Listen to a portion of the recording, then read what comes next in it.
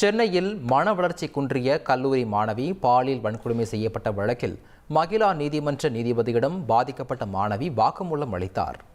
சென்னையை சேர்ந்த அந்த மாணவியை பலர் பாலியல் வன்கொடுமை செய்யப்பட்ட வழக்கை எழும்பூர் அனைத்து மகளிர் போலீசார் விசாரணை செய்து வருகின்றனர். அவரை பெரியமேடு, வால்டாக்ஸ் சாலை ஆகிய இடங்களில் உள்ள விடுதிகளுக்கு அழைத்துச் சென்று பாலியல் வன்கொடுமை செய்தது தெரியவந்துள்ளது. இவ்வழக்கில் திருவள்ளூரைச் சேர்ந்த கல்லூரி மாணவர் சுரேஷ், நரேஷ், திருவள்ளூர் மாவட்டத்தைச் சேர்ந்த கார்த்திக், மணி, அஜித்குமார் ஆகிய 5 பேரை தனிப்படை போலீஸ் கைது செய்துள்ளது.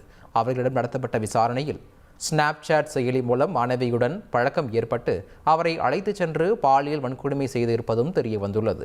இந்த நிலையில் பாதிக்கப்பட்ட மாணவி மகிழா நீதிமன்ற நீதிபதியிடம் தனி அறையில் வாக்குமூலம் அளித்தார்.